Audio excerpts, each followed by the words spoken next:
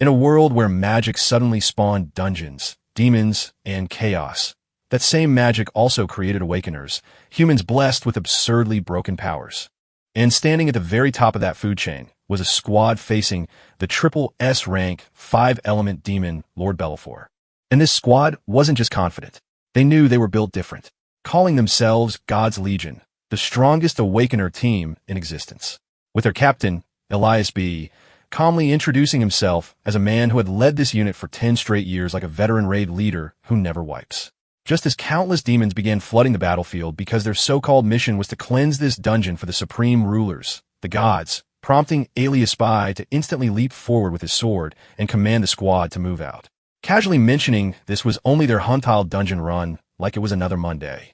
While Orion, the L-rank lightning shadow dancer assassin, acknowledged the order with professional coolness and the unspoken fact that this extermination mission was labeled rank for a reason. Okay, only monsters survive. As a Sky, the young prodigy mage and rank cloud spellcaster activated his spell Glacial Whirl with the enthusiasm of someone who thought this fight was still mid, not endgame. While Lucian, the support commander, followed up with Starfall Gravity Pole, boosting allied strength by 200% and crushing the enemy with gravity multiplied 100 times, turning the battlefield into a physics violation compilation until Elias himself activated Annihilation, landing like a walking nuke and erasing everything behind him in one clean sweep, officially cementing why he was known as an L rank. And just like that, the supposedly terrifying trip shrank demon Lord Bellefor was declared terminated. Sky complaining that the fight ended too fast and Orion teasing about dungeon hopping dates.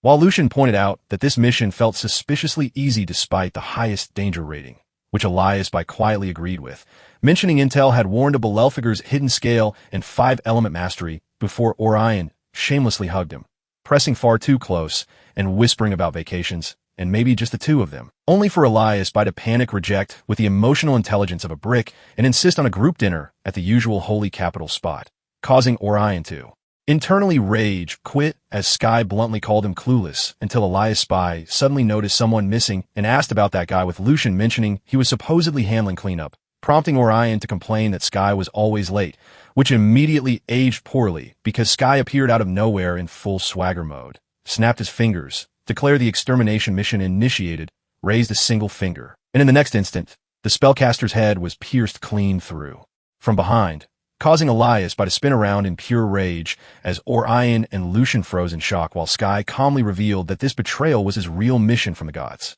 explaining that Elias by couldn't move because paralytic powder had been slipped into his breakfast for an entire month, like the slowest, pettiest assassination prep ever. Followed by Sky activating the god-tier skill flower of Forbidden Entanglement, a broken ability that bypassed all defenses and consciousness, ensnaring them instantly as he casually admitted the rank extermination mission was never about the Demon Lord. It was always about killing God's Legion, after which Orion and Lucian were impaled to the torso by flower tentacles, dying right in front of Elias by as he screamed in fury, demanding to know which god gave them the right when God's Legion had never crossed any line, only for Sky to kneel mockingly and call Elias by naive before standing and stabbing straight through his stomach, stating coldly that gods never needed reasons, shattering Elias by further when he questioned their 10 years together as brothers, only to be told it was all a game from the start and there were nothing but pawns. After which Sky finished him off by blasting his head, officially ending the entire God Extermination squad on May 22nd, 2125, declaring the rank extermination mission complete and joking about finally taking that vacation. Except Elias by story didn't end there because as his consciousness lingered, he heard a voice offering a deal. And when he came to, he found himself shackled inside a strange realm where Bellefor appeared very much alive and unapologetic, revealing that a true triple S-rank demon lord doesn't die that easily, and that his hidden skill, life regression, could send Elias Spy back into the past to fix everything. Sensing the hatred burning inside him and offering one clean redo, which Elias B accepted without hesitation after reliving the deaths of his teammates and swearing to kill Sky and every god involved, causing Bellefor to grin and sweeten the deal with a mysterious heart as a signing bonus. Though, when Elias questioned the cost, everything went black. And the next thing he heard was someone shouting his name as he woke up in the year 21105 inside the Awakener Academy Middle School in Vessel State, Sandhaven, staring at his smaller hands in disbelief as he realized he had returned to a time before even awakening, whispering in shock that he was truly back. Back at school, Reality immediately slapped Elias in the face when Miss Huang absolutely lost it, shouting that fooling around in class was one thing, but passing out right before the awakening ceremony was next-level nonsense. Ordering him to get to the back of the classroom and stand there like a grounded NPC while Elias quietly apologized and stared at his own hands, internally spiraling as he realized he was genuinely back in middle school, thinking this had to be Bellyager's doing and that the whole situation was completely unhinged because these classmates around him were people he hadn't seen in over 20 years, making the classroom feel like a cursed throwback episode as Miss Wong clapped her hands and dragged everyone back to the lesson, explaining that 5 elemental forces existed in this world: lightning, flower, cloud, nuclear, and stellar, and that each person could only wield one, casually flexing her rare cloud element to remind everyone she was still built different. Before explaining that based on how an element bonded with the body, awakeners were categorized into combat, utility, or special types, which was how countless classes existed. Even name-dropping the school's top guild squad, like a proud coach hyping her varsity team, while also reminding the students that out of billions of people, just having awakening potential already put them in the top fraction of humanity, but then dropping the real bomb that today was the day everything would be locked in forever. Since awakening classes, nearly 100 of them were ranked into green, red, and gold tiers. And everyone only got one single shot, meaning whatever they awakened as that afternoon would define their entire life trajectory. No patches, no re-rolls, no refunds, which Elias listened to with laser focus, thinking this was literally the start of everything for him as he wandered the school halls and suddenly saw a familiar scene unfold when a skinny kid nicknamed Four Eyes got shoved to the ground by a group of troublemaker with Magnus Hung, an E-rank stellar assassin with sketchy background and massive ego, mocking him for needing external help to awaken and crushing his hand while calling him cannon fodder compared to a red-tier awakener like himself, causing Elias to instantly recognize him as that same jerk from his past life. Remembering how Magnus was always causing problems and somehow never getting expelled while Four Eyes panicked and handed over cash, making Magnus grin like he just won a loot drop until Miss Wong showed up and called him out for shaking students down on school property, only for Magnus to flip the situation, claim Four Eyes hurt his crew, and casually disrespect Miss Wong too. Her face before walking off with fake politeness, which made Elias step forward instinctively and block Magnus' path, only to it shoved aside and told to move before they came back to watch everyone fail their awakenings. After which, Elias apologized to Miss Hong, thinking to himself that she always talked tough, but had a genuinely good heart since she had helped him more times than he could count in his previous life. And before he could think further, an announcement rang out calling her class to the awakening chamber, prompting her to warn everyone to keep their heads straight inside to avoid getting hurt. While Elias mentally reviewed the 2 ways people awakened in this world. Natural awakening triggered by intense emotions for those with talent and physique like Magnus, and artificial awakening through the awakening chamber.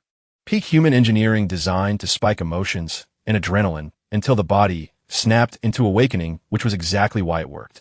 As the first student stepped inside and awakened as a nuclear mage, proudly announcing he got a blue-tier elite class, earning praise and a break from Miss Hong, reinforcing Elias' thought that awakening was humanity's one true lottery ticket to rewrite destiny until his name was called, and he stepped forward receiving a rare serious reminder from Miss Wong to focus for once, which he acknowledged firmly, thinking back to how in his last life he had awakened as an E-rank nuclear warrior. Green tier common, mediocre at best, bullied endlessly, and only unlocked his rare crest form much later after hitting S rank and wonder whether his body still leaned toward nuclear this time. But the moment he entered the chamber, alarms went wild. The machine began malfunctioning, and the system detected 5 elemental affinities inside his body at once, causing Elias to panic internally and question why his body felt like it was about to explode. Right before a system notification appeared in his consciousness, announcing that the Infinite Awakening System had officially come online. The moment the Infinite Awakening System came online, a translucent screen unfolded in front of Elias displaying all 5 elements, lightning and stellar, each sitting cleanly at 0 out of 10,000, making it painfully clear that his body now housed every element at once. And the system calmly informed him that he could choose any element to start with, accumulate elemental energy over time, either unlock a random new class within that element or level up an existing one, which made Elias internally lose his mind as he realized this wasn't just a role, but an entire progression exploit. Mumbling in disbelief about an element accumulator while staring at the screen and understanding that this meant he could eventually unlock green, blue, red, gold, every tier imaginable, even the ultra-rare special classes. People only whispered about, though. The system quickly clarified that while the starter choice was as everything afterward would be random, making Elias by immediately think back to Belphegor and connect the dots that this had to be the demon lord's so-called signing bonus as power surged through his body, and the system warned him that selecting a starter class would reset all elemental meters, prompting Elias Spy to smile faintly and make his choice without hesitation, even as students outside grew impatient, and teachers wondered what was taking so long until Elias Spy finally stepped out and calmly announced that he had awakened as a nuclear warrior. Green Tier, rock bottom, sounding apologetic on the surface while quietly smiling to himself, causing Miss Wang to gently comfort him with a speech about how many Green Tier Awakeners had gone on to do incredible things if they didn't give up, insisting the world rewarded effort, even if Elias Spy clearly didn't need the pep talk. But before the moment could settle, Magnus barged in, laughing like he just heard the joke of the century, mocking the teacher's encouragement and loudly declaring that Green Tier meant being a nobody forever, ranting about how gods played favorites, winners got everything. A word that instantly triggered something dark in Elias Spy as Magnus continued spewing his philosophy about power, fairness, and destiny, claiming Green Tier Awakeners were destined to be glorified janitors while the strong hoarded resources and grew even stronger, openly insulting both Elias Spy and Miss Wang by calling her dead weight collecting a government paycheck before telling Elias Spy to go home and stop wasting taxpayer money, which was the exact moment Elias Spy calmly dumped an entire cup of cold drink straight on a Magnus' face, prompting Magnus to explode in rage and charge his power, activating a stellar boosted assassin strike and lunging forward only for Elias Spy to raise his hand and block the punch dead on opposite to everyone present as Elias Spy instantly followed up by drawing his basic Green Tier light sword and executing a flawless parry into a counter slash that sent Magnus flying across the floor like trash being taken out coughing blood as the room fell silent. Students frozen in disbelief and teachers stunned while Elias Spy coolly remarked that he had chosen this class for a reason, explaining that his weapon came with modest stats but perfect balance, and that this kind of combat felt like second nature to him. As Magnus staggered back to his feet, screaming that it was just luck and boasting about his rare red tier assassin class. While Miss Wang realized with growing horror that what she just witnessed wasn't luck at all, but a near-perfect execution of an advanced warrior technique parry, a move requiring precision within a 0.09 to 0.92 second window that even veteran awakeners failed to master after years, making her question how a student who had awakened minutes ago could pull it off flawlessly until Magnus drew his red tier assassin dagger, its stats boosting his attack and speed, and threatened to make Elias Spy gravel in front of everyone, while Elias Spy simply stood there smiling, thinking to himself that choosing what looked like the weakest class was intentional, because judging people by how they're born and deciding their fate before they even start was the real fatal mistake, one everyone like Magnus would only realize far too late. As he calmly faced him head-on, completely unfazed, the entire campus atmosphere flipped as students began whispering like they were watching forbidden DLC content unlock in real time, with some panicking that using awakened powers on school grounds was strictly against the rules, especially with this many witnesses, while others nervously pointed out that Magnus' dad was a high-ranking official and his uncle was literally the school's disciplinary dean, whereas Elias Spy had zero backing, zero money, and zero plot armor on paper, meaning if he fought back, expulsion was basically guaranteed, which made the teachers panic as Miss Huang rushed between them, desperately reminding both that they had just awakened and could end up fighting side by side on a battlefield someday, urging them not to do anything stupid, only for Magnus to snap back that she had to be joking, claiming Elias Spy had picked the fight, and that even begging wouldn't save him now, because he was about to show everyone the unbridgeable gap between chosen and bottom-tier trash, all while smiling like a villain who thought he'd already won. As Miss Wang internally calculated just how screwed Elias Spy really was, knowing that class quality determined starting multipliers, Elias Spy was a level 1 E-rank nuclear warrior with a green tier 100% stat multiplier and only basic skills like block and dash, while Magnus was a level 1 E-rank stellar assassin with a red tier 200% multiplier and skills like backstab and berserk, meaning his raw stats were literally double, and that gap was supposed to be permanent, making the onlookers quietly conclude that Elias Spy was doomed from every possible angle. Since in a brutal world like this, the smart move was usually to dodge troublemakers, swallow pride, eat the humiliation, and survive. But Elias Spy wasn't playing that game because Magnus activated Berserk, buffing his stats even further and charging in, prompting Miss Wang to shout for Elias Spy to watch out as she realized there was no way he could block something that fast and that strong. while Magnus assumed Elias Spy would try to parry again and burn through stamina. But Elias Spy's thoughts were calm and razor-sharp as he decided dodging was pointless and instead activated his dash skill, instantly boosting his speed by 50%, pushing it past the threshold where dash evolved into a blink-like phase shift that let him slip straight through Magnus' attack, leaving Magnus stunned as Elias Spy reappeared behind him and struck mid-movement, tearing open his defenses and carving blood before Magnus even processed what happened, collapsing in pain as Elias Spy coldly thought that trash belonged in the garbage while the crowd exploded in confusion. Some insisting Magnus must have tripped, others claiming he knocked himself out. Even Four Eyes silently celebrating because it looked like Magnus lost without Elias by technically doing anything illegal. And even Miss Huang admitting she couldn't clearly see the exchange.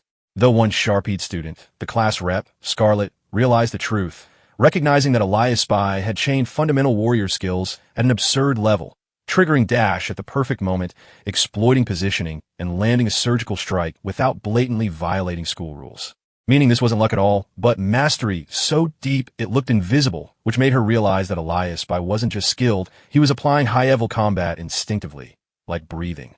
While students whispered in disbelief about how embarrassing Magnus looked. And in that same moment, Elias B received system notifications confirming he'd gained class experience and stellar element points for defeating an E-rank enemy, immediately deducing that combat ranked up classes and elemental kills granted element points too.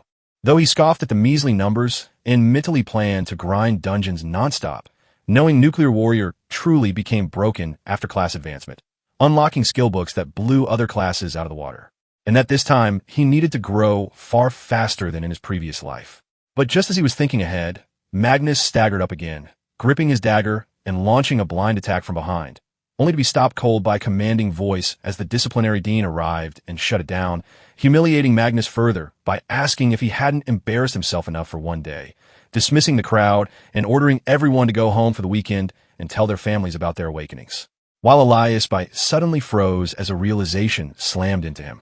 Awakening Day, May 22nd, 21105, wasn't just important because of his rebirth. Something catastrophic had happened on this exact date in his previous life. Something he absolutely could not let happen again.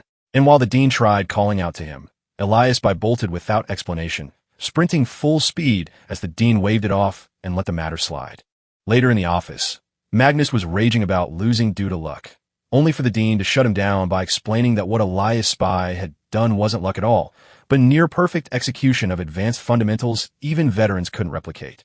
Comparing the fight to a professional, humiliating, and overgeared amateur, warning Magnus that Elias Spy was nothing like he thought. While far away, Elias Spy ran until his lungs burned, staring at a familiar building from his past, panting heavily as memories flooded back. He had to stop what was about to happen next, because this moment was the true turning point. On May 22nd, 21105, at exactly 6 p.m., the living room TV buzzed in the background as Elias B's father laughed loudly at some dumb show, while his mother quietly washed utensils nearby. And the moment Elias B stepped inside this painfully familiar place hit him like a memory landmine. Because this was home, and his father casually remarked that he was back unusually early.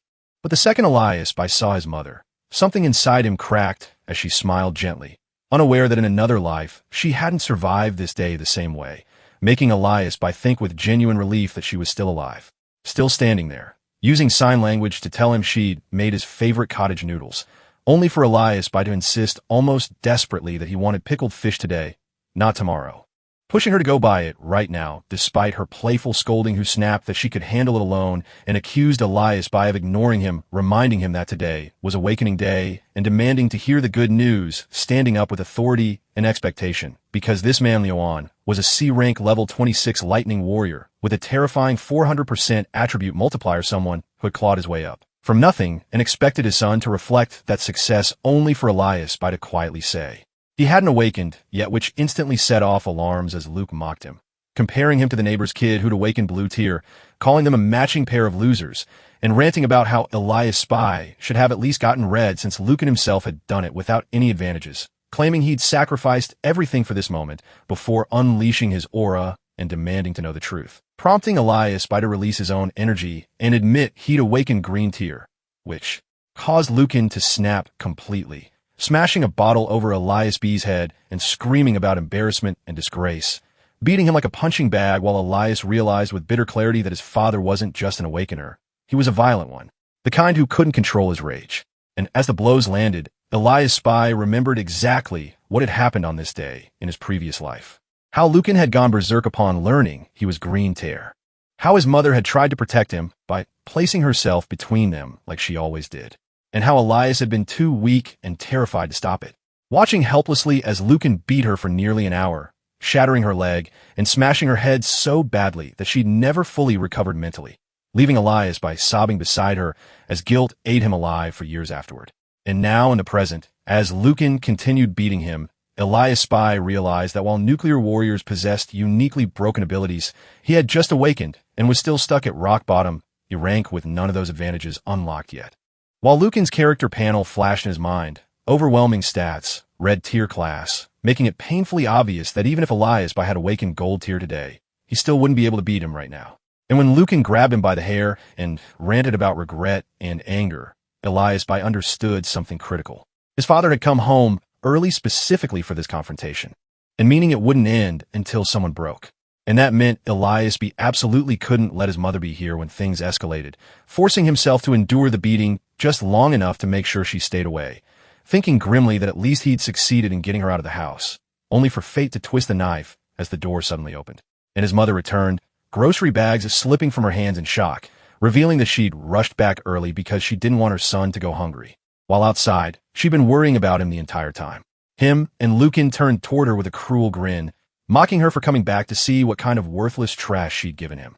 As Elias's heart dropped, realizing that despite everything, despite the rebirth, the power, the second chance, this moment had arrived again. And if he didn't change it now, history would repeat itself all over again. As Elias Spy stood there bleeding, memories from his previous life crashed back into him, remembering a conversation he'd once had in prison on death row, where another inmate had asked in disbelief how he became the first Green Tier Awakener in history to ever advance, since advancement normally required at least blue quality and a rank. And yet Elias B had jumped straight from green to platinum, a literal 1 INA million anomaly, before bluntly asking what crime could possibly land someone like that on death row. To which Elias B had answered coldly that the bastard deserved it for beating his mother to death. And now, in the present, that same rage exploded as Elias Spy lunged at his father without hesitation, only to be swatted away effortlessly like he weighed nothing, smashing into furniture as blood spilled and his body screamed in pain, making him realize that even without skills, awakened fighters were leagues above normal people, and that hits like these would kill ordinary humans instantly. Yet he forced himself to stand back up, trembling but unbroken, only for his mother to rush in front of him instinctively just as his father slammed the door shut and turned on her, ranting that when he first found out she was pregnant, he had been overjoyed because he thought he finally had a shot at elevating their family status, dragging a chair across the floor while screaming that his useless brothers couldn't even produce sons and that the family's future rested solely on his shoulders, advancing toward her as she shook in fear and blaming her worthless genes for giving birth to a trash Green Tier Awakener who couldn't even advance, lifting the chair with murderous intent. But in that exact instant, Elias Spy activated Blink and vanished, reappearing directly in front of his mother and deflecting the strike, sending his father crashing backward. As Elias Spy stood there, shielding her and warning him not to touch her, slicing his father's sleeve just enough to draw blood, which only made the man laugh in excitement, mocking Elias Spy for thinking he'd grown up and declaring it perfect as he cracked his knuckles. While Elias Spy steadied himself with an energy-forged sword in hand, knowing he needed to buy time no matter what, bracing as his father attacked again. And Elias Spy attempted to parry, only for the defense to shatter instantly under the overwhelming force. The impact blasting through him and making him cough blood as he realized firsthand what a massive level gap truly felt like. Ribs screaming like they were about to snap, yet still refusing to fall as his father activated Black Thunderstrike, sneering that it was time for Elias Spy to learn respect, hammering him relentlessly while mocking his so-called awakening and calling him a foolish kid who didn't know his place, telling him that with a garbage dead in class, he was basically asking to be beaten to death. But Elias Spy swore internally that history would not repeat itself. And when his father grabbed another chair and mocked him for thinking power made him somebody, Elias B's mother instinctively covered him with her body, trembling and begging silently as his father shouted about who truly ruled the house, raising the chair high until suddenly violent pounding shook the door and a voice outside yelled for it to be opened, making Elias B's heart race as he recognized this moment while his father cursed and stormed toward the door, yanking it open to find two men standing there. Inspection Team Deputy Captain Gavin Lee, an A-rank Divine Class Awakener, and Investigator Derek Shun, a B-rank Divine Class Officer, who calmly questioned why it took so long to answer and announced they were searching the building after reports of a wanted fugitive sighting, showing a photo as Elias's father laughed it off, claiming the criminal's face was plastered all over the city and he'd report him instantly obscene. While behind him, Elias Spy stood bloodied beside his mother, only for Gavin's sharp eyes to lock onto Elias Spy and question what had happened to the kid, prompting Elias Spy's father to casually lie that the boy was clumsy and fell while running errands, brushing it off like it wasn't worth official attention. But Elias, by wiping blood from his mother's hands, finally spoke up and said no, declaring clearly that his father was the one who did this to him, causing the room to freeze as his father slowly turned around, fury exploding across his face, realizing that everything was about to spiral completely out of control. Now rewind 18 minutes earlier downstairs where Elias Spy had casually weaponized a landline like a gigachad and anonymously reported spotting someone who looked exactly like Snow. The wanted psycho plastered all over city screens, entering Building A of Violet Estate. And in the present, he calmly thought about how he'd made the call from shop across the street before heading upstairs, knowing the inspection squads had already swept the floor and that the moment Snow's name popped up, the Divine inspection teams would move like they'd been caffeinated for 3 days straight, which they did way faster than expected, but still slow enough to buy him precious time.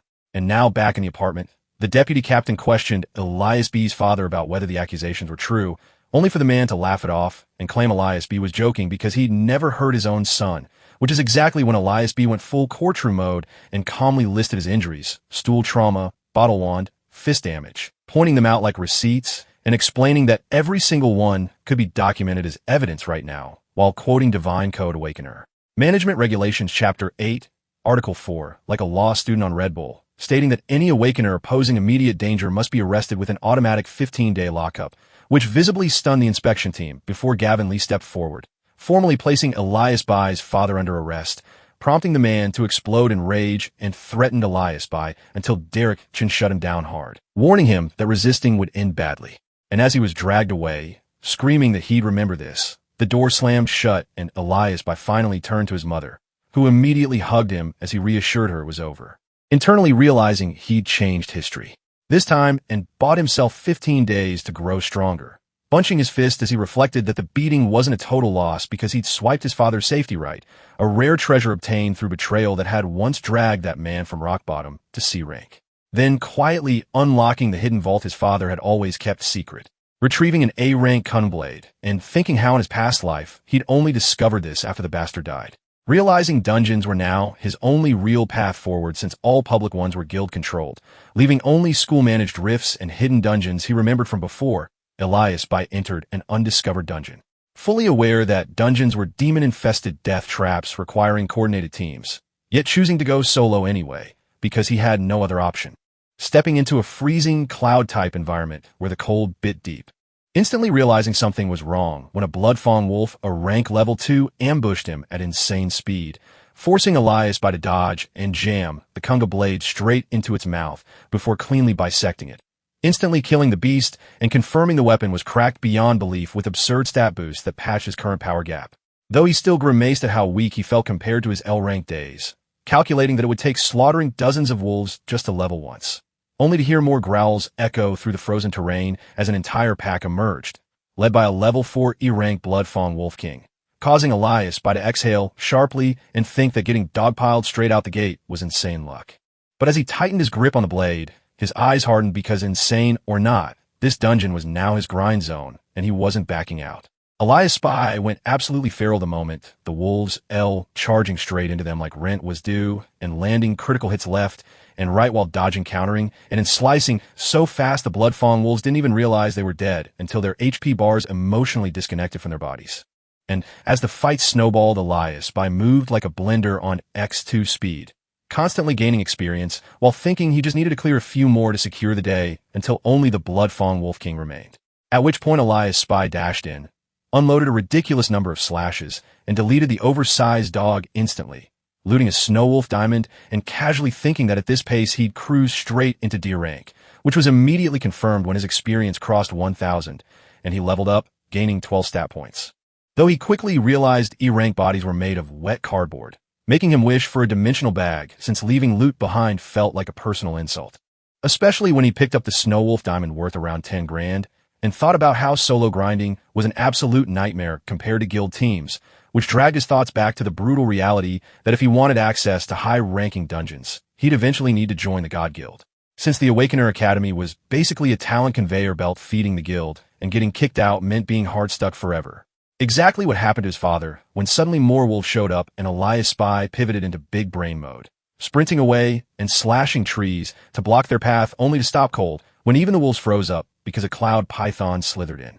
Followed by several more boxing Elias Bayan from all sides before a massive explosion shook the dungeon and a Tundra Bear level 8. Rank Cloud Demon Beast crashed in like an angry DLC boss, immediately going berserk and attacking literally everything, which made Elias Spy grin internally. Because when a Tundra Bear rages, it doesn't discriminate, letting him steal kills left and right while slicing through wolves, pythons, and anything unlucky enough to wander into range, racking up experience like a psychopath while thinking E-rank beasts were savage but dumb as bricks, leveling up to E-rank 4, and noting the bear was basically carrying half the grind, though he reminded himself he still needed last hits for full rewards until the battlefield got overcrowded again with wolves behind him and snakes in front. Forcing Elias Spy to escalate as he tightened his grip on the blade, exhaled, and slammed his sword in the ground just as every monster charged, casually detonating the terrain because he'd been mapping the battlefield the whole time and realized this wasn't solid ground, but an ice bridge stretched between canyon cliffs, causing it to collapse and send most of the monsters plummeting to their death, giving him massive experience and jumping him straight to E-rank 7 along with 2 more Snow Wolf diamonds. After which he figured cleanup would be easy with what stamina he had left until the Tundra Bear stepped forward again and Elias Spy suddenly unlocked the Title 1 versus 100, granting a 10% stat boost when outnumbered. Though something felt off because every dungeon had a boss. And after all that chaos, nothing had shown up yet, which was when an icy spell slammed down, freezing the barren wolves instantly, forcing Elias Spy to dodge, and finally realized he'd had it backward all along. Because the boss wasn't sleeping, it had been waiting patiently for everyone to exhaust themselves and cluster together. And as another spell froze Elias by his leg and then crawled up his body, he understood the ice bridge was bait from the start. And right on cue, the Dungeon Lord revealed itself. A level 11 D-rank Cloud Sorcerer Dungeon Lord. Darkwood Lord flanked by a level 10 E-rank Vice Commander and 2 Darkwood apes smiling as the dungeon's true name finally appeared in Elias B's vision. Frost Peak, an E-rank special dungeon with an intelligent lord and an extreme threat level, leaving Elias B half frozen cornered and realizing the real fight had only just begun. Elias B found himself frozen solid along with every leftover mob that wasn't part of the boss's inner circle. And as the cold gnawed at his body like unpaid rent, he thought that at this rate he'd lose all his body heat before the fight even properly restarted. While the Darkwood Lord casually pointed at him and laughed like a smug raid boss streamer, ordering his 2 minion apes to rush him, which forced Elias Spy to realize there was only one way out. So the instant the apes attacked, he force-burned everything he had, shattered the ice, restraining him, and countered so fast the boss didn't even process it, instantly killing 1 ape with a perfectly timed parry that made the Darkwood Lord visibly freeze in shock. While Elias B internally screamed that breaking control effects like this was murdering his stamina bar. But he had no choice because if the sorcerer got time to charge another high-tier spell, it was game over. And sure enough, the boss only smiled and clenched his fist, freeing the trapped Tundra Bear and sending it barreling toward Elias Spy in a calm but deadly rage, making Elias Spy think bitterly that nuclear types already got hard countered by cloud types. And with his stamina basically in the negatives, even just the 2 apes alone would have been suicide, let alone a Tundra Bear, wolves, and a spell-spamming dungeon lord all stacked like a cursed party comp, forcing him to fight while retreating as another ape lunged. And the bear charged, his body screaming from the cold and exhaustion, while the sorcerer dropped blizzard bombardment, raining massive ice chunks from above. And in that chaos, Elias B's mind snapped into survival mode, remembering how in his previous life, he'd been thrown into death grinders so often that every near-death experience sharpened his instincts for finding that one million escape. Realizing he only had 2 options left, either dig in and keep swinging until he died trading blows, which had a 0% survival rate, or go for option 2, which was pure madness. Because as he dashed backward and jumped off the cliff, the ice chased him midair and froze his leg again, dragging him down as he fell. But just as the boss and monsters thought he'd misplayed into suicide, the frozen ice started cracking during the fall, shocking even the dungeon lord. And as Elias plummeted toward the bottom, about to smash into the abyss, the scene abruptly cut to his home where his mother knocked on his bedroom door.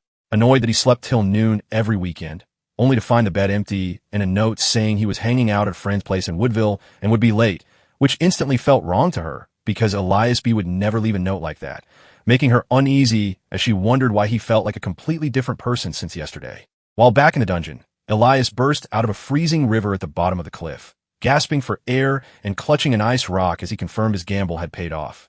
When the ice bridge collapsed, nearly 100 monsters fell. But only about 60 actually died, meaning the rest survived, and the river had always been his only lifeline. Yet, as he dragged himself onto the shore, panting violently, system warnings flooded in, announcing hypothermia, severe damage, and critical weakness, making Elias bitterly think that the fall alone had nearly shattered his body. And as his vision blurred and his eyes finally shut, he wondered grimly if this was really where everything ended. As Elias lay there barely breathing, he genuinely wondered if this was it, if the grind finally cooked him for good. When a monster's low growl crept closer and he realized the thing looming near his broken body was a glacier overlord, and right as death vibes piqued his mind hard cut into memories like a tragic AMV. Or Ian yelling that he came back without inviting her for drinks. A porter begging him to explain incomprehensible data. His mother gently asking if his head still hurt, and then the darker one slammed in with his father looking down telling him to just die, and Sky finishing him off declaring his story over. Except something inside Elias snapped because he realized he couldn't afford to have a limit. Not again. Not after dying once already. And rage, regret, and sheer refusal to lose exploded out of him as he forced himself upright, grabbed the glacier overlord's jaws with his bare hands, and pried them open like he was ripping apart destiny itself, screaming that he would never let history repeat again, that he had already lost everything once.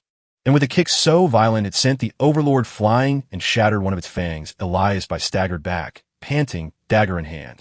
Just as a new surge of energy erupted from deep inside him. Because when you're staring death in the face, that's when advancement tries to trigger. And although his class advancement failed due to missing requirements, the system still handed him something cracked. A nuclear swordsman advanced skill, making Elias grin like a maniac as he realized he'd unlocked an ultimate early and surrounded by a tundra bear, blood-fawn wolves, and a glacier overlord. He decided if the breakthrough wasn't coming yet, he'd just wipe the board anyway. Activating the skill Oblivion and unleashing a full 360-degree slash that turned the battlefield into a deleted scene, cleaving wolves, the bear, and the overlord clean in half with one absurd attack, instantly restoring his stamina and healing his wrecked body. As he hit E-Rank 8, unlocked the title Tundra Vanquisher with bonus resistance and damage against cloud types, and casually cleaned up the remaining monsters like they were tutorial mobs.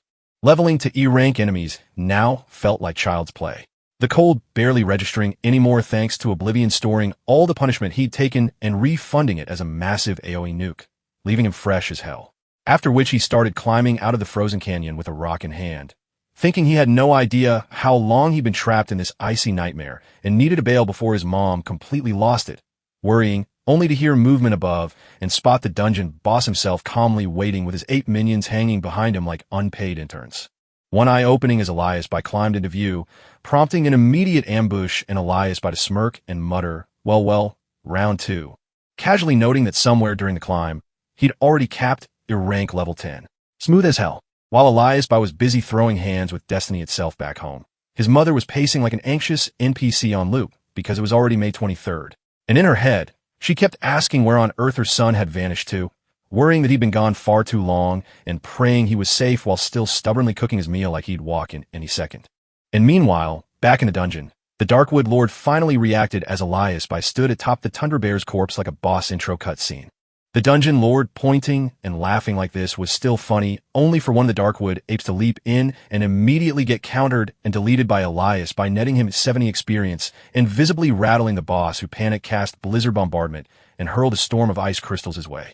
Except this time, Elias didn't even flinch because his cloud resistance kicked in, and the ice attack straight up tickled, letting him walk through them like a villain ignoring explosions, instantly closing the distance as the boss tried flashing away, sliced clean through the arm holding the staff, and turned the Darkwood Lord's face into pure horror as blood sprayed, and Elias by unloaded an absolute blender of slashes, finally killing the level 11 Dank Cloud Sorcerer Dungeon Lord and scoring a massive 1,000 experience that pushed him straight into D-rank Nuclear Warrior, boosting all his stats with a full multiplier and landing him at level 11 E rank with extra stat points, followed immediately by back-to-back notifications because his Cloud Elemental Absorption had maxed out and triggered a new class awakening, making Elias by realize he'd been fighting so non-stop he forgot this could even happen, unlocking a red tier E-rank Cloud Mage class that he could freely switch to.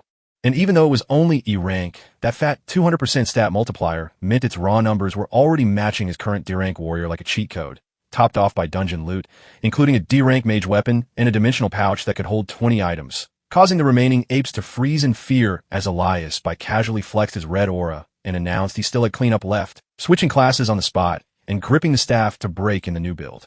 And by the time he finally staggered home at 5 a.m.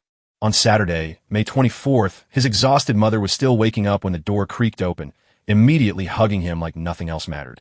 As Elias' spy apologized for making her worry, noticed she'd stayed up without eating, and softly asked her if she'd listened to something important he needed to say. Because this time, he wasn't letting anything slip through his hands again, while students around him oscillated between hype and fear about real dungeon combat. And when training officially kicked off with gravity chamber cardio, and students bragged about sprint times, Elias Bly stepped forward last and told the instructor he wouldn't be using the gravity room at all, leaving the man staring at him in pure disbelief as he asked, "Alas, Bly?" The instructor scoffed and said he'd heard about Elias Spies' little weekend scuffle with Magnus, but warned him not to get cocky just because he dropped a red tear, asking who exactly he thought was allowed to skip training, instantly triggering the instructor's ego as he snapped back, asking whether Elias By was implying something was wrong with his methods, only for Elias By to respectfully but boldly explain that while cardio and gravity chambers were essential for most awakeners, shuttle runs mainly benefited speed-based classes like warriors and assassins, whereas mages and enchanters needed elemental control practice instead, pointing out that different stat builds and combat styles required different training focus, which made the whole class go dead silent, because bro really just said that out loud.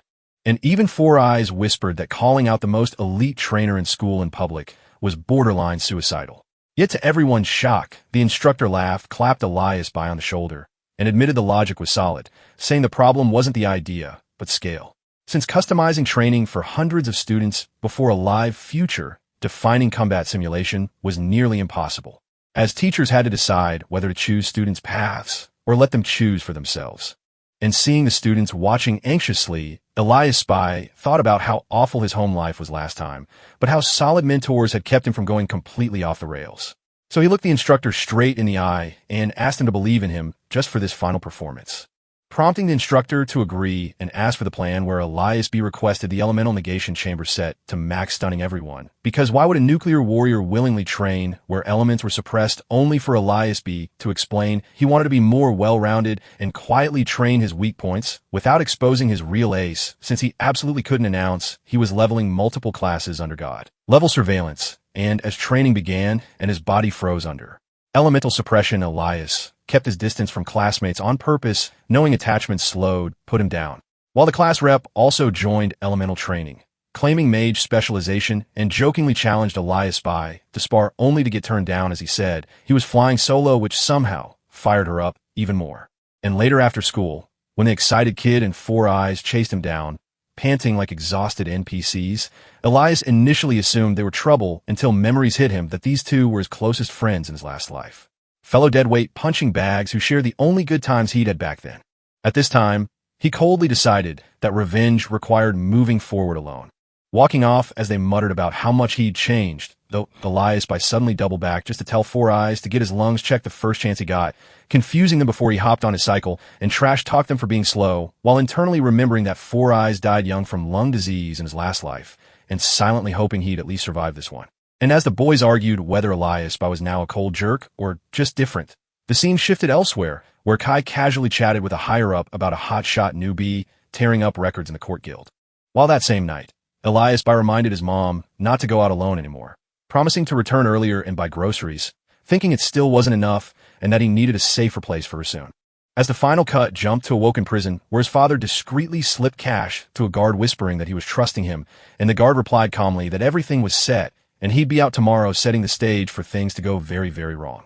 Eyes by calmly concluded he basically cracked the mage side of things because at the end of the day, it all boiled down to cast timing and clean elemental math while the excited kid was still grinding 10 shuttle sets like his life depended on it. And by Wednesday, Faraz was running while Elias by silently watched them both until they invited him to dinner again. And he smoothly declined with his now standard got to head home early excuse, which the excited one called out as cap while Four Eyes just sighed because he was used to it now. Before Elias Spy casually dropped real advice, telling the excited kid his archer skills had too much wind up and needed cleaner startup motions, which instantly got the guy fired up.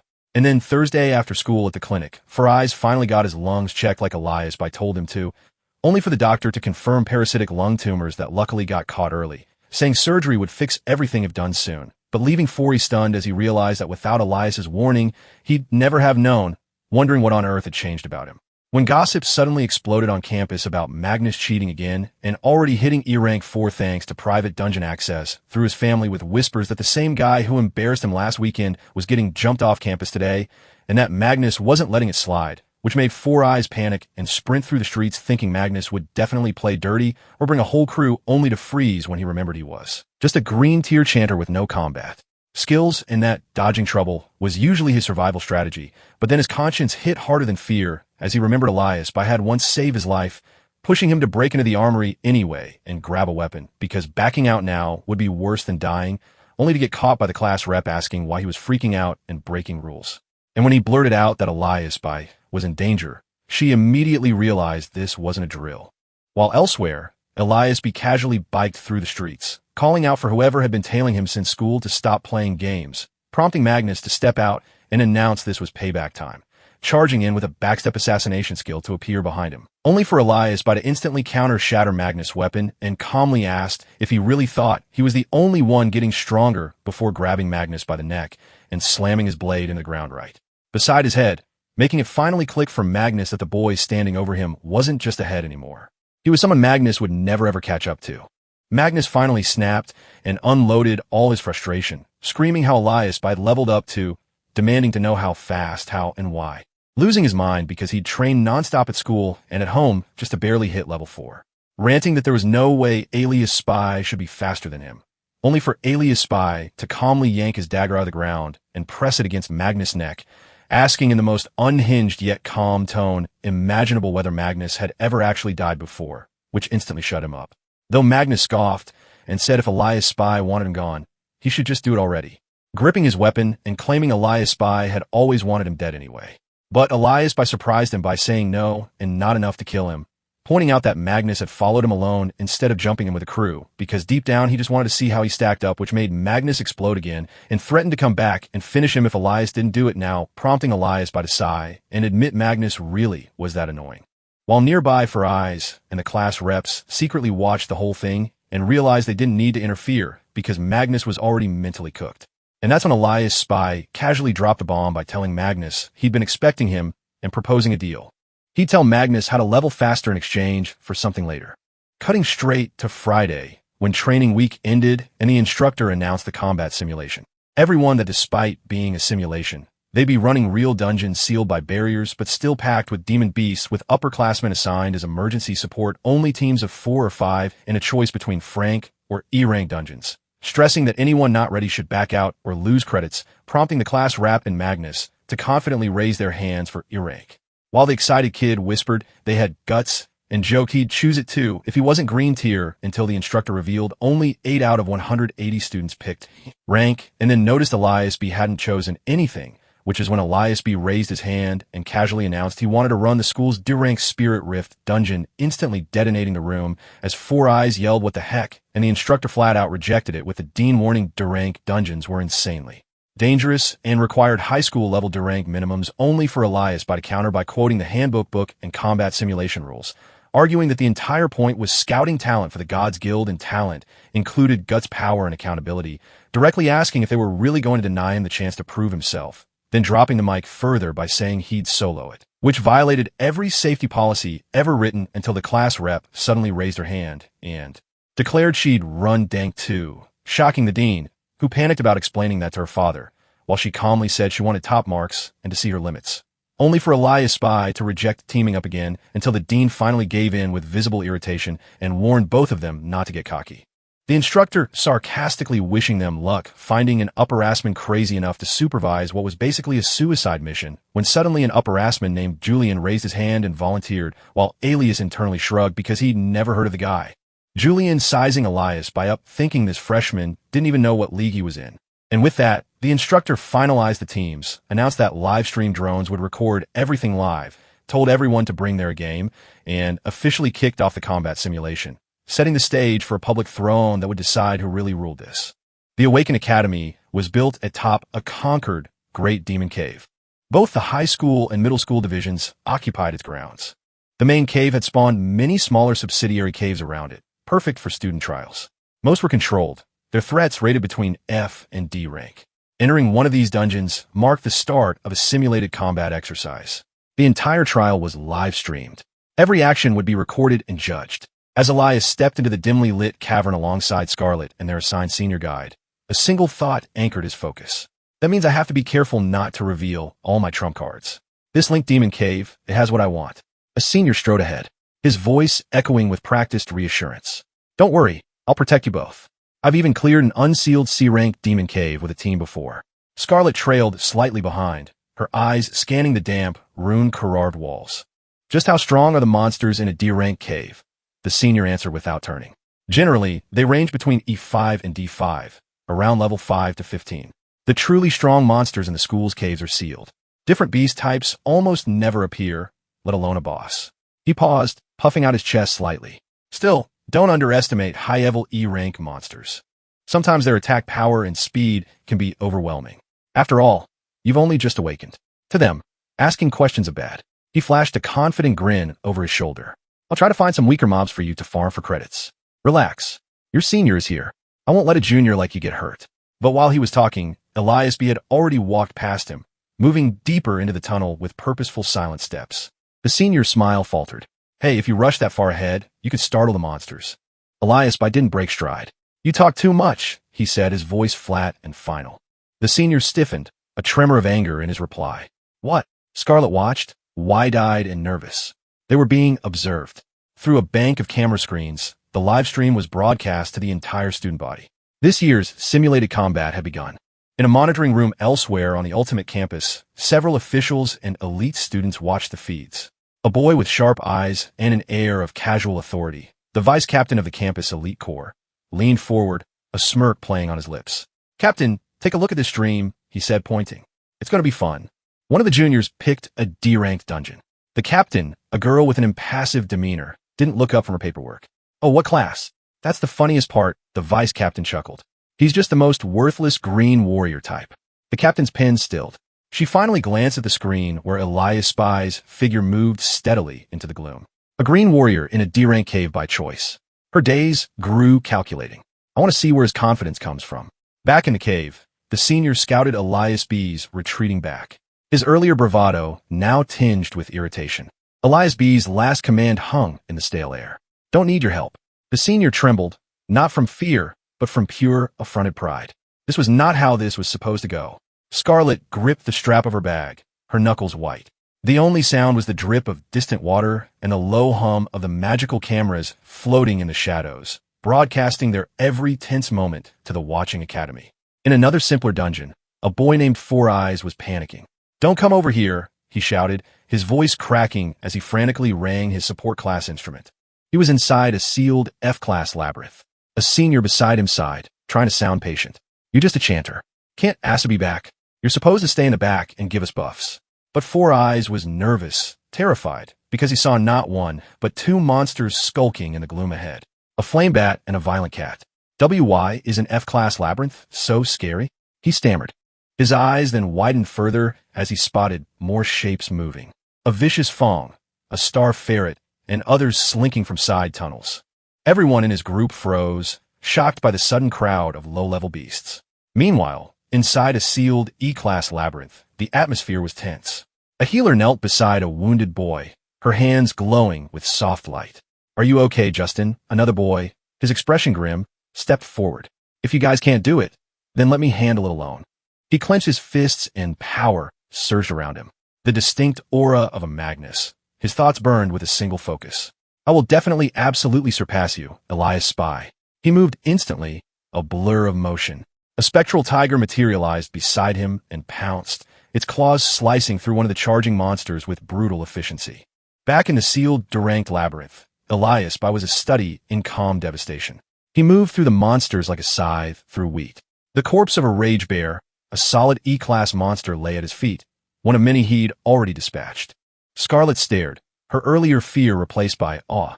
How'd you do that? The senior beside her was equally shocked, his mouth slightly agape.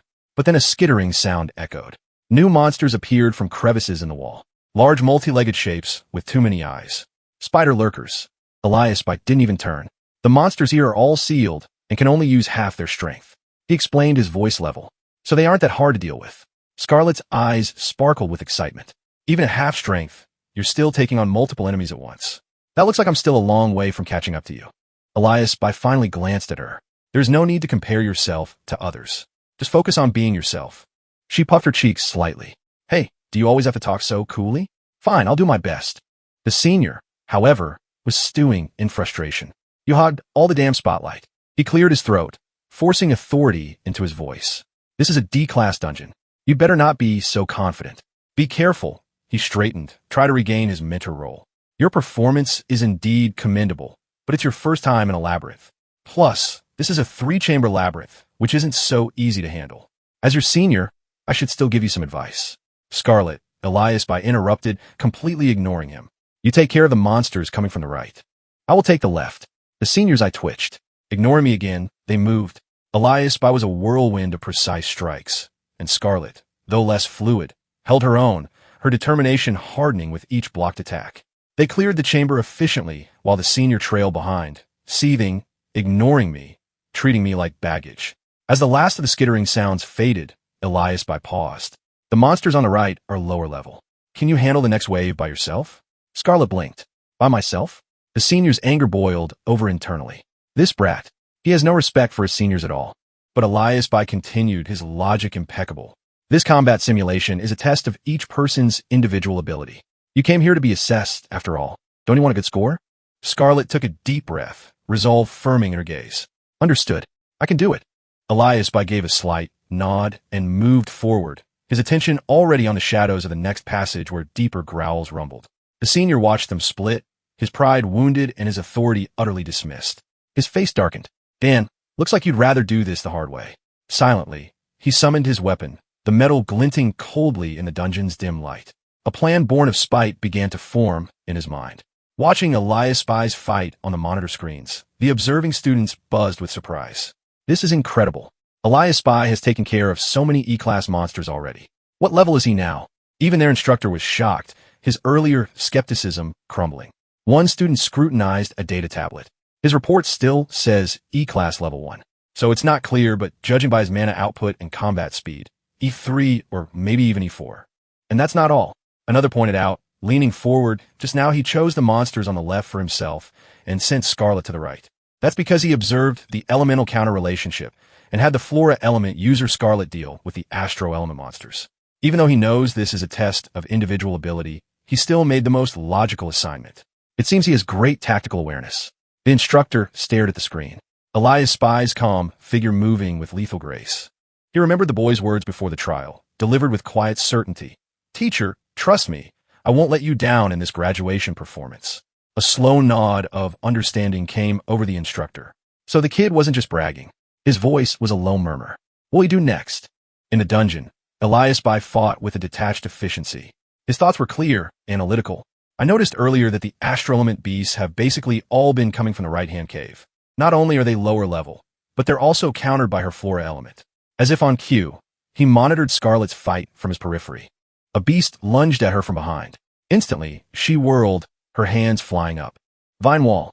Countless thick vines erupted from the stone floor, weaving into a dense barrier. Thorns grappled the monster, holding it fast. Without hesitation, she shouted again. Mana flaring around her. Poison bloom. A sickly purple haze emanated from vines. The monster writhed, its shrieks muffled by the vegetation.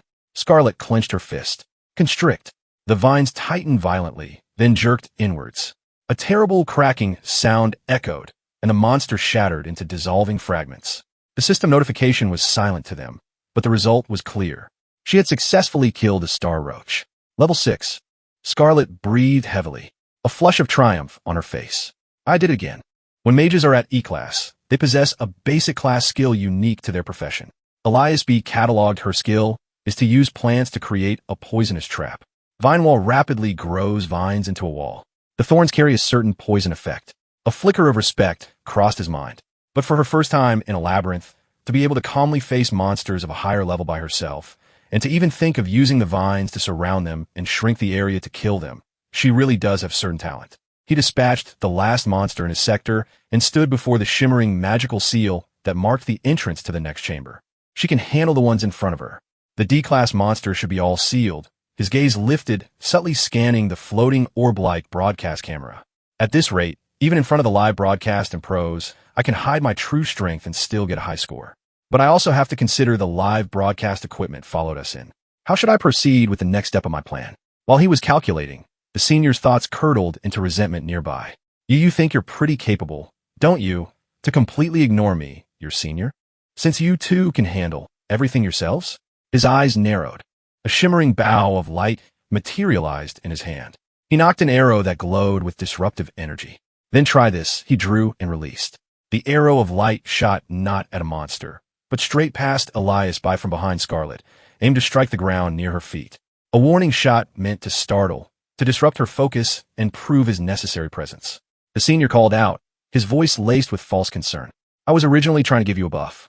Why did you dodge it? Scarlet flinched, fused.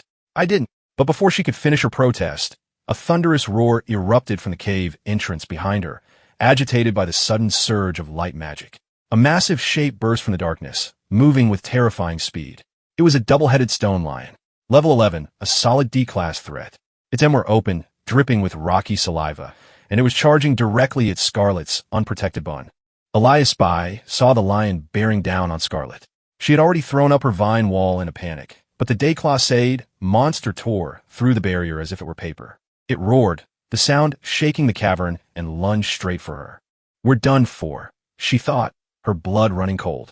A flash of satisfaction crossed the senior's face, hidden behind a mask of feigned alarm. But Elias's body moved before his thoughts could fully form.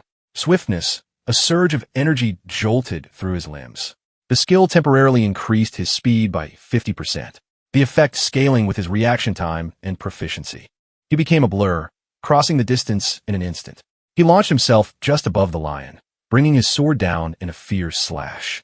Clang! One of the lion's heads twisted, its stone-like mane deflecting the blow. The other head, unimpeded, snapped viciously at Scarlet's retreating form. At flash blink, the air crackled. When his swiftness proficiency peaked, Elias By could trigger this instantaneous flash effect, phasing through obstacles. He reappeared directly in front of the attacking maw, his weapon intercepting the bite with a shower of spark. He managed to score a deep gash across its stone snout. Wow, how is this monster so fast? He thought, muscle straining as he pushed back, his sword point held steady against the monster's raw strength. The senior watched, a smug thought threading through his mind. Yeah, I know this dungeon very well. Although most D-class monsters are sealed, this one overlooked double-headed stone lion in the cave entrance will continuously respawn. No matter how cocky you are, you're still just newly awakened recruits. How will you fare against a D-class monster, especially one that's been enhanced by my skill, unseen by the others? The faint fading glow of his earlier arrow of light still clung to the lion's hide. It wasn't a buff for allies. It was a status interference for monsters. Gravity reduction 10x. Damage and speed significantly increased. The fastest double-headed lion. Now it's berserk. Attack plus 10. Speed plus 50. Elias By felt the overwhelming pressure. Damn it. Do I have to use my full strength? He shoved the beast back a step and barked at Christine.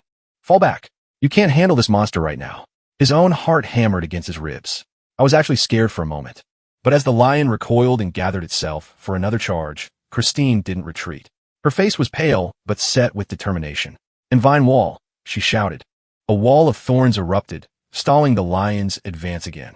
A second layer sprang up, then a third, creating a thick, tangled cage that momentarily trapped the roaring beast. Even Elias By was surprised by her speed and resolve. Breathing hard, Christine met his gaze. Can you let me join? I won't hold you back. Even if it is a class, I want to help you fight. Inside the semi-transparent prison of vines, the lion raged, cracking the vegetation with each thrash. The senior was utterly amazed. Is this chick out her mind? She was almost eaten by the lion in one bite, just now. Eliasbi studied her for a split second. The fear in her eyes had been burned away by a fierce, stubborn light. A faint, almost imperceptible smirk touched his lips. I thought you had been scared senseless. You recovered pretty quickly. And she tightened her grip on her mana, vines responding to her will. Of course, I've worked so hard. I can't be defeated in a place like this. The lion gave a final, thunderous roar, shattering the last of the vines. Stone dust and splinters filled the air, but now it faced not one startled junior, but two, standing side by side, weapons ready, resolve mirrored in their stance. They were ready to fight. Scarlet met Eliasbi's assessing gaze, her voice firm despite the adrenaline.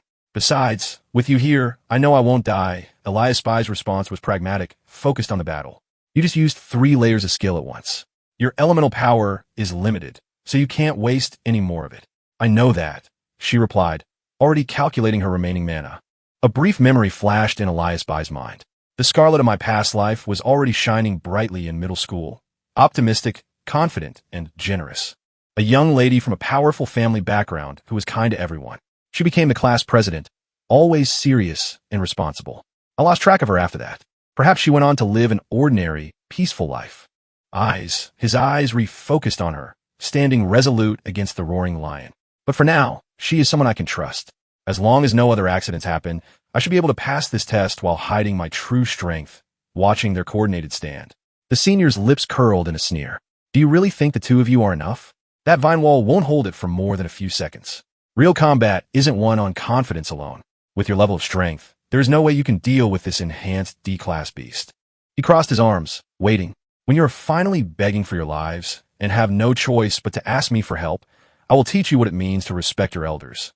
As if on cue, the lion gave a final savage heave. The constricting vine snapped.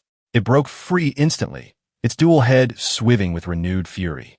Eliasbi moved without hesitation. I'll lead it and target its elemental core. You need to know the right time to act.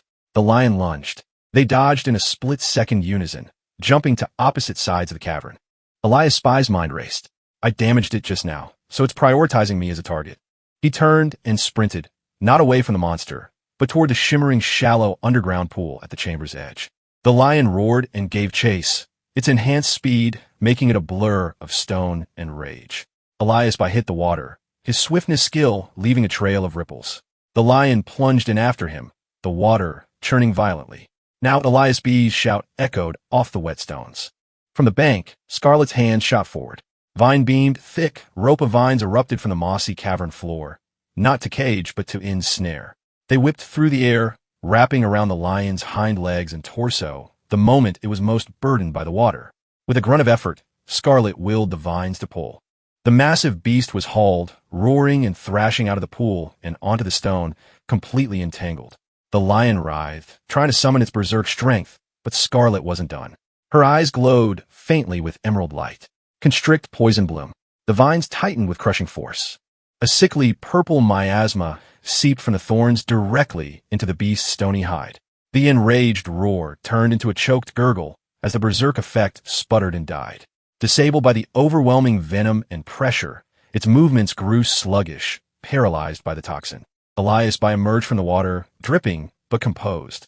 He approached the immobilized monster, his sword gleaming in the dungeon's phosphorescent light. It can't break free now. He glanced at Scarlet, a nod of clear approval passing between them. Now then, let's finish the test and get the highest score. He raised his blade, ready for the final strike. His plan back on Trappy. The senior who had secretly buffed the lion and orchestrated the trap stared in disbelief. How is that possible? A single layer of vine bind trapped the lion. Even that couldn't have subdued it that easily, especially after I enhanced. His composure cracked. Son of a watching the fight from the monitoring room, the instructor let out a low, impressed breath. A Terra element land beast, when submerged in water, is unable to use its skills effectively. But in a damp environment, the abilities of the flora element are strengthened. Using the simplest elemental counters and teamwork, they easily subdued a monster of a higher level than themselves. He turned to the other teachers, a note of pride in his voice. Its on-the-spot reaction time and leadership skills are also outstanding. It seems there is no doubt who will take first place in this simulation. A lady beside him nodded, adjusting her glasses. Only the final blow is left. All that's left is to finish off this lion. When the entire recording is submitted to the guild for review, he will likely receive the highest score in our academy's history. But suddenly, the screen flickered. The live feed.